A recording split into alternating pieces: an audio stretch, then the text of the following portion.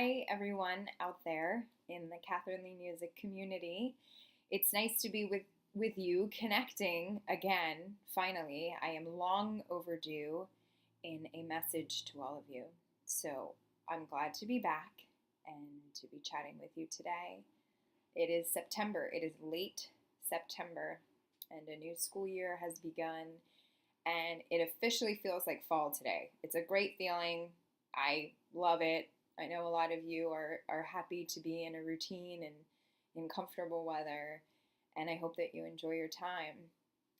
I am connecting with you today to discuss music in a relationship form because it is very much a relationship, your time that you spend with music in your life. And I personally have had a lot going on in my life in the last year. A lot of personal changes have happened for me. I got married within this last year. I relocated my personal residence, but also professionally, I am in school and I am becoming a music therapist.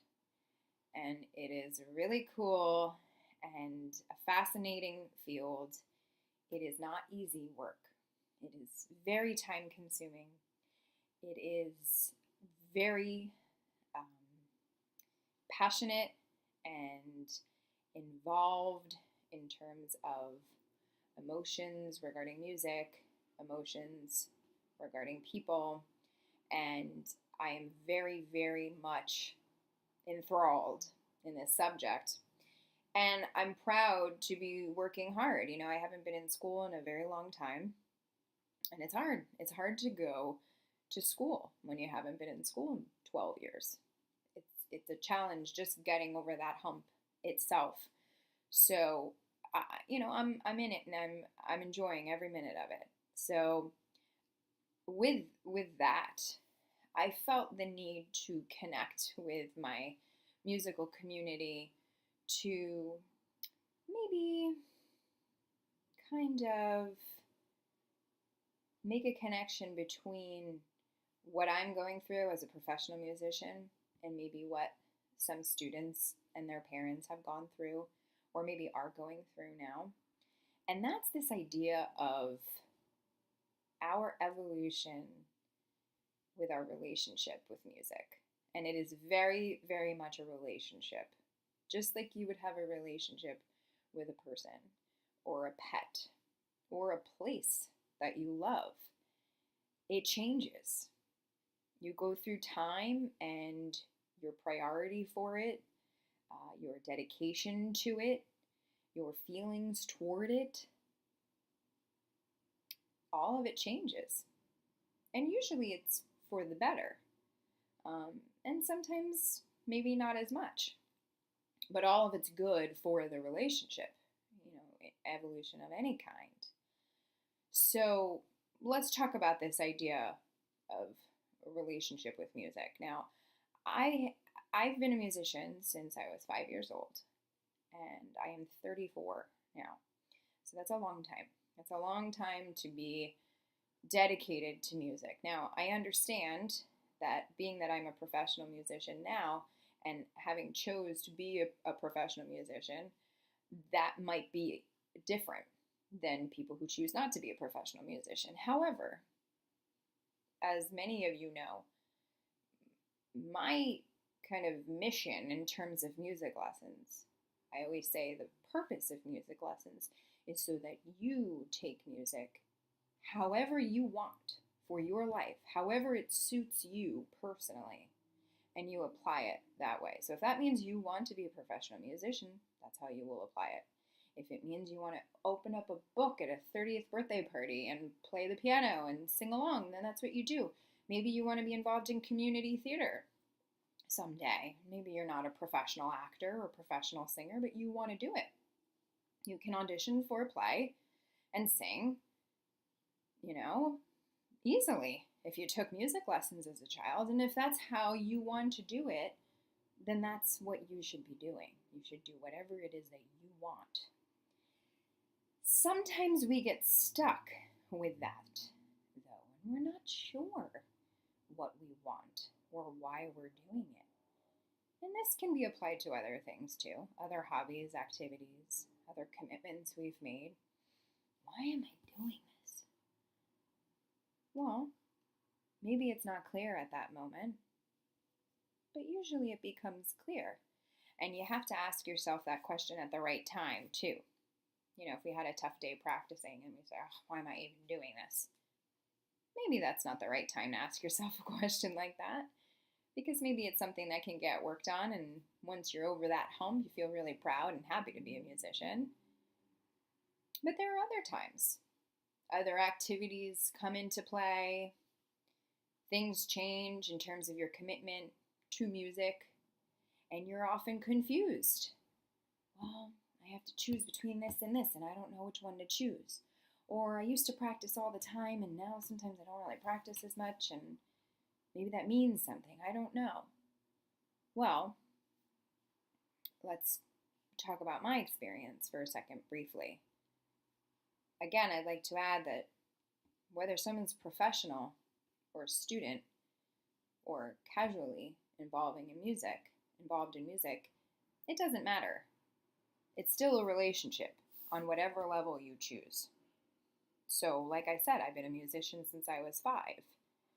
I decided to become a professional musician. I went to college, I got a degree in music.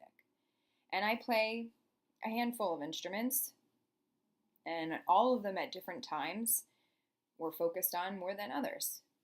Yeah, there have been, some continual commitment I've made to certain instruments. Yeah, there have been times where I've said, I want to do this. I want to be a singer-songwriter. That's what I want to do. So I'm going to focus on that right now. Or I'm going to be a classical musician, and I'm only going to do that, But as a musician who does this for a hobby and for a job, you're often not doing one thing. You're often doing many things, and that's what keeps it interesting.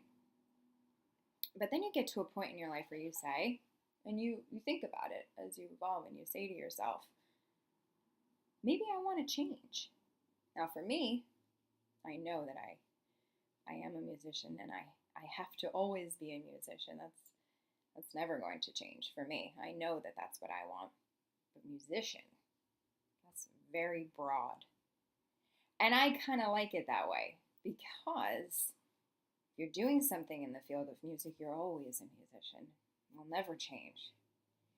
So I've been talking about music therapy for a while, and now I'm in it. I'm doing it. I'm not a music therapist yet, but I'm very much in the thick of becoming a music therapist.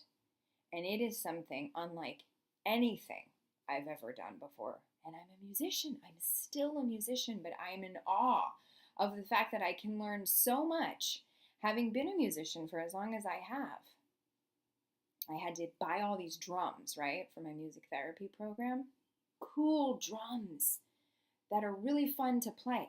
I don't play drums. Like, if I had to hang in a situation, they say, here, play this drum. Could I figure it out? Probably for, a short period of time. Yeah, probably. If you can play one instrument, you can probably play a few others. But I am not a drummer at all. But I have to play drums now. And it's cool. And it's fun.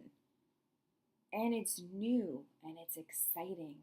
And it's kind of giving me this new jolt of energy when it comes to my relationship with music. And I think to myself, the fact that things have changed for me from 10 years ago about what my focus was in music, is that a bad thing? No. It's evolving. It's a relationship that's evolving. And you have to go with it. You have to do what you want and how you feel.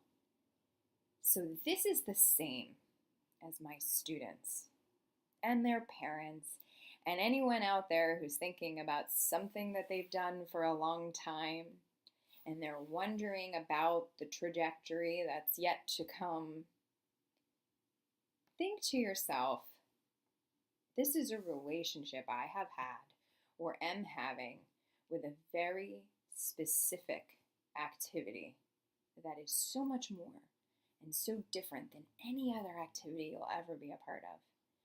And yeah, I can go on, and I've done it, and I won't go on too much, but about why music lessons are good for you, about the benefits it brings you, not just for yourself emotionally, but academically, when it comes to your knowledge of the arts and culture. Music teaches you so much about culture in every way. Besides all of that, how is it benefiting you? How is music helping you somehow? I want you to think about that. And I want you to think about how, right now, whatever you choose to spend your time doing, you somehow manage to incorporate music and you make it a priority. Anything that you're doing is a priority. If you're doing it to its fullest extent, it's a high priority. If you're doing it to its lowest extent, maybe not such a high priority. But doing it in itself is a priority. So, with that, understand that it will evolve and it will change. Maybe you want to try a different instrument sometime. Maybe you want to try a different type of piece. Maybe you'd like to audition for the school musical and you've never done that before. Maybe there's a coffee house type of setting at your school and you could be a part of that. Maybe there's a talent show. Maybe you could sing the Star-Spangled Banner for a sports game.